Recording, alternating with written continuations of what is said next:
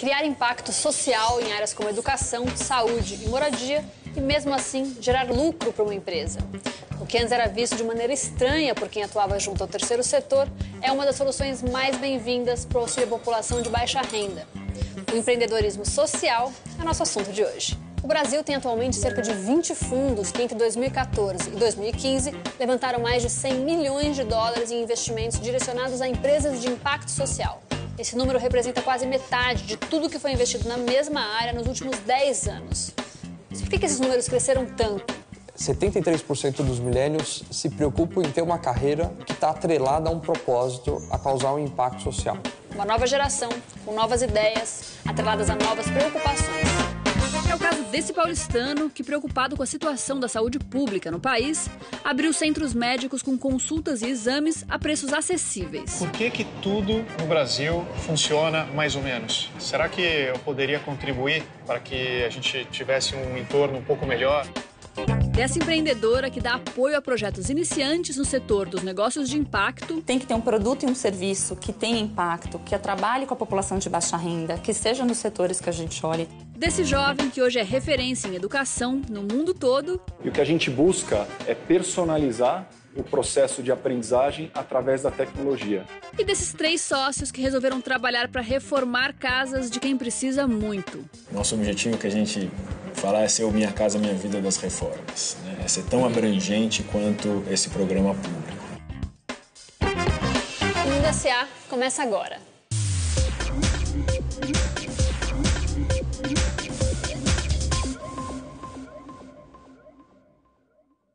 Saúde, educação, serviços financeiros e moradia são as principais áreas de atuação do empreendedorismo social, sempre com foco na população de baixa renda. Por trás desse conceito está a ideia de que, gerando lucros, é possível atrair mais investidores, pagar melhor aos funcionários e, claro, impactar com muito mais força áreas de grande necessidade. O conceito de um negócio de impacto é quando ele está buscando o E ao invés do OU. Então, eu vou causar impacto e ganhar dinheiro fazendo isso. Esse é o conceito mais novo que tem e que o campo todo de finanças sociais aqui no Brasil está trabalhando para fortalecer. Tem um estudo recente da Oxfam que mostra que as 63 pessoas mais ricas do mundo concentram a mesma riqueza do que as 3 bilhões e meio de pessoas mais pobres. Não dá para a gente considerar que só o governo sozinho consegue dar conta desses problemas. Cada vez mais, o setor privado tem que assumir a responsabilidade de ajudar a desenvolver as sociedades e diminuir a desigualdade social. Um centro de saúde onde você paga uma média de R$ 90 a consulta e R$ 10 um exame. A empresa criada por um paulistano inconformado com as condições da saúde pública no Brasil vem atraindo investimentos internacionais a São Paulo. Formado em gestão e políticas públicas em Harvard e filho de médicos, Thomas Ruge abriu a primeira unidade do Doutor Consulta em 2011 na favela de Heliópolis. Hoje, já conta com mais 10 espalhadas pela cidade. Eu sempre me conformei com o Brasil é o país do futuro, né? E nunca chega lá. Por que tudo no Brasil funciona mais ou menos? Né? Será que eu poderia contribuir para que a gente tivesse um entorno um pouco melhor? Fui estudar isso e percebi que o setor privado pode ter um papel importante no desenvolvimento social. Tomás, o Doutor Consulta atua na saúde básica. Do ponto de vista do negócio, por que vocês optaram por esse nicho de mercado? 80% dos atendimentos num hospital, eles poderiam ter sido resolvidos no âmbito ambulatorial. No hospital você tem equipamentos caros, mão de obra muito qualificada, manutenção. Então é caro ser atendido no hospital. 25% da população brasileira possui plano de saúde particular. Em São Paulo, essa taxa sobe para mais de 50%. São cidadãos que, ao não confiar no SUS, o Sistema Único de Saúde, acabam tendo que desembolsar parte de sua renda para investir nessa área. Por que isso acontece? Porque existe uma falsa promessa do governo de que saúde é gratuito, né? Mas na prática isso não acontece. Tomás não revela o quanto investiu no negócio, mas o Doutor Consulta já recebeu investimentos de pessoas físicas e aportes de fundos internacionais da Europa, dos Estados Unidos e da Argentina. Para baixar os custos da empresa e garantir que o modelo de negócio também seja saudável, Tomás optou por uma infraestrutura sem grandes luxos. As poltronas não são de couro, são de plástico, mas são confortáveis. A gente não tem lustre de cristal. Então, a gente acaba investindo no que é importante para garantir um atendimento eficiente e eficaz. Segundo Tomás, o tempo médio de permanência de um paciente em uma unidade é de 50 minutos. Nesse período, ele passa por 4 etapas: o cadastro na recepção, uma pré-consulta com um assistente, a consulta com o médico e o que é chamado de pós-consulta, onde já pode agendar exames e tirar dúvidas com a enfermeira. O retorno, já com os exames feitos, é agendado dentro de 15 dias. Tomás, a gente tem um cenário assustador com essa crise que está acontecendo no Brasil. Tem milhões de pessoas deixando de pagar planos de saúde para contar com o sistema público. Pensando nesse cenário, o Doutor Consulta tem um grande nicho para atender. Acho que a gente tem um papel importante, principalmente agora. Em 2015, 1 milhão de pessoas deixaram de ter planos de saúde no Brasil. É o caso da Marisa, que conhecemos na sala de espera de uma das unidades do Doutor Consulta. Você tinha convênio e deixou de ter? Isso, eu deixei de ter a trabalho, né? Atualmente eu não estou trabalhando. O que você achou? Muito bom, viu? Por quê? Não, atendimento, até o ambiente físico, né? Você acha que vale a pena? Vale a pena porque público é meio complicado hoje em dia. Então, e o preço eu achei muito acessível. Entre 2013 e 2015, a empresa cresceu 20 vezes. Nos próximos meses, o Doutor Consulta vai ganhar mais 3 unidades em São Paulo. Como é que é o sistema de remuneração de vocês? Ele é calcado em 2 pilares: produtividade médica e qualidade médica. Um médico muito bem avaliado no Doutor Consulta e produtivo consegue ter uma remuneração até 5 vezes maior do que teria no sistema público.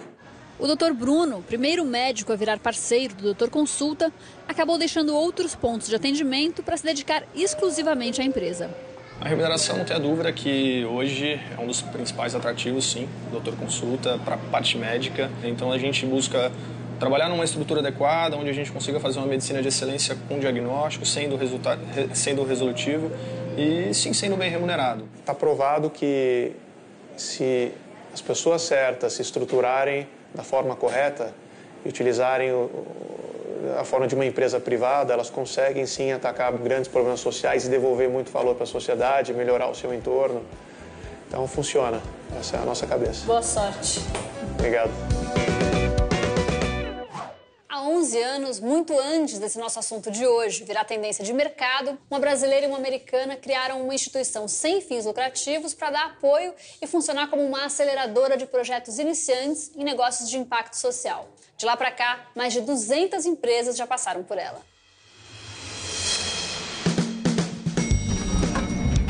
23 milhões de pessoas. É essa a quantidade de gente impactada por projetos que já passaram pela Artemisia, empresa criada por Mauri Peçanha e Kelly Michel. Mauri, vocês são uma instituição sem fins lucrativos que ensina as pessoas a ganhar dinheiro. Como é que funciona a Artemisia? O nosso carro-chefe é uma aceleradora. Então, a gente tem um programa estruturado, intensivo, de 4, 5 meses de duração, que ela pode se inscrever para a gente avaliar se ela está elegível a essa aceleradora. Mas nem todos os projetos que chegam aqui são aprovados para entrar na empresa. Tem que ter um produto e um serviço que tenha impacto, que trabalhe com a população de baixa renda, que seja nos setores que a gente olha. Então, esse é um caminho, né? Se inscrever para a aceleradora. Como é que você definiria um empreendedor de sucesso? Aquele que você olha e fala, nossa, esse cara, essa menina vai longe. É uma pessoa extremamente obstinada no que ela faz, que tem um brilho no olho, que está desenvolvendo uma solução e quer que essa solução seja a melhor, a mais barata, a mais acessível para quem está precisando. Então, é uma pessoa, assim, incansável. A Artemisia atua nas áreas de educação, saúde, habitação e serviços financeiros.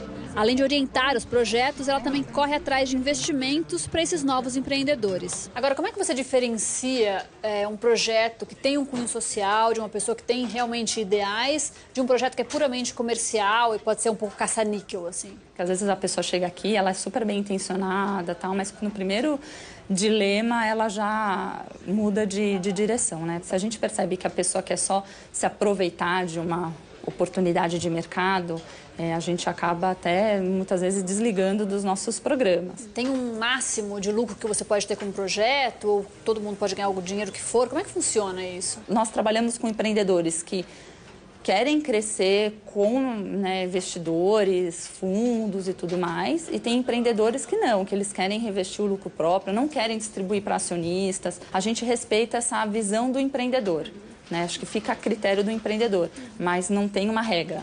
Mauri tem algumas dicas básicas para o jovem empreendedor não falhar logo de início. Tem alguns projetos que precisam de muito capital inicial e o empreendedor não tem contato nenhum ou ainda não tem uma equipe formada, então às vezes projetos muito complexos. Também alguns projetos assim que o empreendedor tem que tomar cuidado com essa coisa meio romântica, né? Ah, porque eu vou chegar lá, vou abrir uma clínica no meio de uma comunidade. Às vezes tem pessoas muito bem intencionadas, mas acabam só por boa intenção, né? Às vezes você tem que conhecer muito profundamente seu público-alvo, basicamente. E quais são as principais dúvidas de um empreendedor que chega aqui para desenvolver o projeto com vocês? Dúvida clássica, como eu vendo e como eu vendo para governo. Para esses negócios terem impacto, eles têm que estar na rede pública, é para o aluno da escola pública, é para o hospital público, né? Então, o diálogo com o governo é uma grande questão para os empreendedores. O governo, muitas vezes, né, para ele lançar uma licitação, ele tem dificuldade de contratar inovação. Como eu consigo investimento também, a gente tem todo um setor de fundos de negócios de impacto que estão olhando para esses tipos de negócio e a gente faz a ponte com os negócios que a gente trabalha com esses fundos. E como eu mensuro impacto social. Um gestor, um arquiteto e um historiador que se conheceram trabalhando em projetos de construção de moradias populares do governo e decidiram juntos continuar a atuar nessa área, mas de forma privada. O trio acaba de levantar R$400 mil para investir no negócio, que já reformou 200 casas.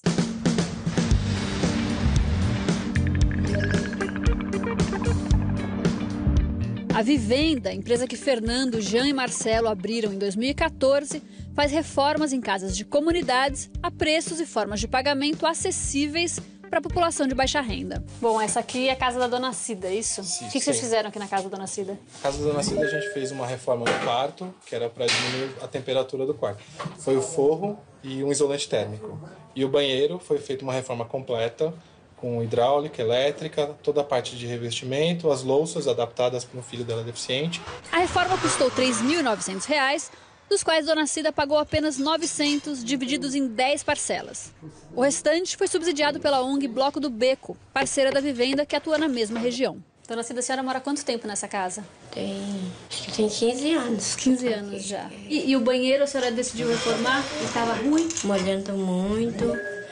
E não tinha nem como a gente, quando chovia, não dava nem pra gente ir ao banheiro. Para começar a atuar com a Vivenda, o trio instalou-se ao lado da ONG, nesse galpão, no Jardim Ibirapuera, que fica ao lado da comunidade de Jardim Santo Antônio, onde a Vivenda tem atuado. Por que a escolha para atuar nesse bairro? Quando a gente começou a pensar em montar a Vivenda, a gente sempre quis construir junto com quem fosse o futuro cliente, né? Com quem vivesse o problema e com quem quisesse contratar uma solução. A Vivenda trabalha com 2 modelos de pagamento. Ou a reforma é parcelada e paga em boletos pelo cliente, ou, no caso de famílias de baixíssima renda, como a da Dona Cida, a ONG parceira é quem subsidia a obra, que custa até R$5 mil. Vocês têm muita inadimplência? A gente fez alguns testes desde o comecinho da nossa operação, viveu momentos de inadimplência bem baixa, de 2%, 3%, até inadimplências um pouco maiores. Hoje em dia a gente entende que conseguiu calibrar bem uma dimensão de crédito, né, para garantir uma inadimplência que caiba dentro do planejamento.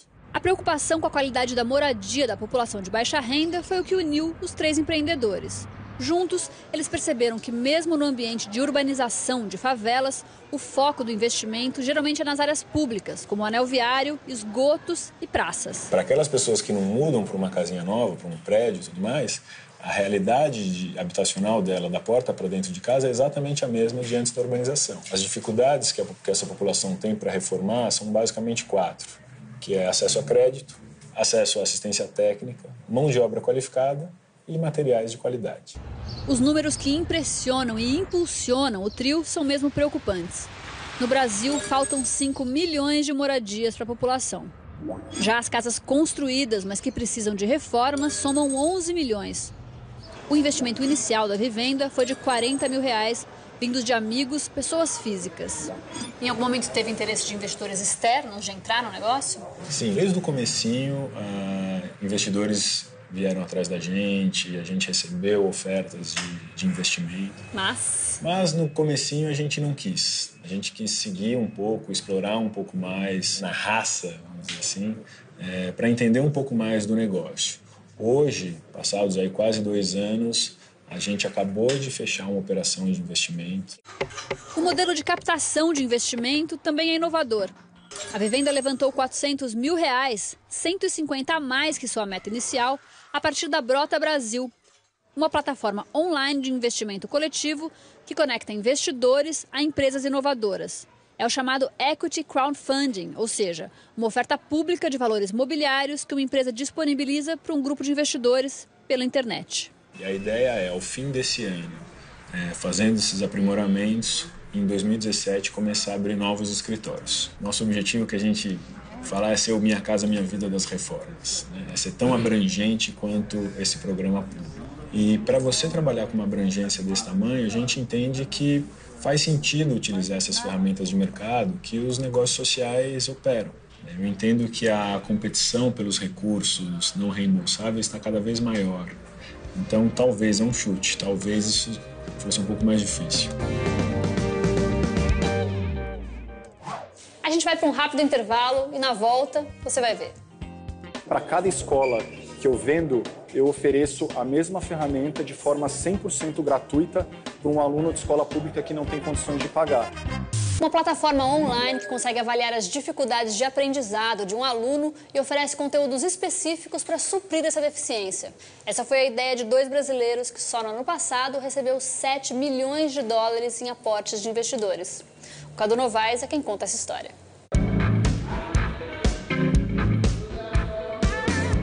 Bom, acho que a Geek é uma empresa de tecnologia para educação. O que a gente busca é personalizar o processo de aprendizagem através da tecnologia. Hoje o modelo ele é padronizado, é a mesma educação para todo mundo. E a gente parte da premissa de que as pessoas são diferentes, então a gente usa a tecnologia para personalizar esse processo. E o lado social não foi esquecido.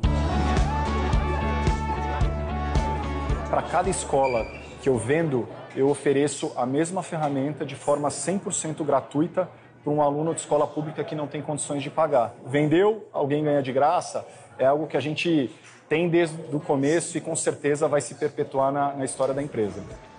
Mas no início as coisas não foram tão simples assim. A gente rodou 1 ano com grana própria, né, então investimento próprio. Vem o desafio de trazer um investidor que acredita tanto quanto você no negócio e está disposto a dar o dinheiro. Você erra o tempo todo, né? Mas eu acho que a beleza é você errar rápido e aprender para corrigir a rota, né, ao longo do caminho. Mas como a ferramenta funciona na prática? Eu vim até esse colégio para descobrir. É tudo muito prático.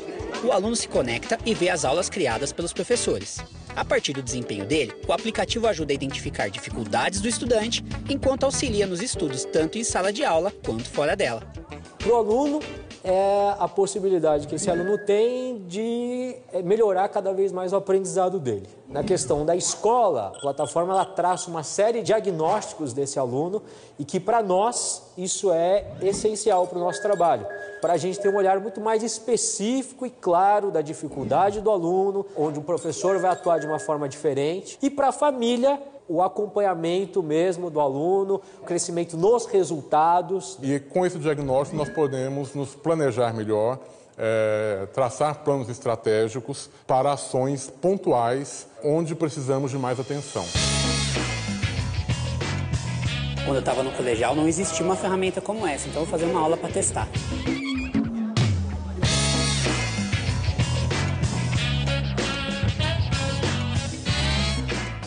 E aprender a estudar não é algo tão simples assim. Não é só sentar, abrir o livro, ler o livro milhares de vezes, copiar o livro milhares de vezes. E a plataforma Geek ela vem muito ao encontro do desenvolvimento dessa competência para que esse aluno, ao cabo de um determinado tempo, ele possa desenvolver estruturas de como estudar.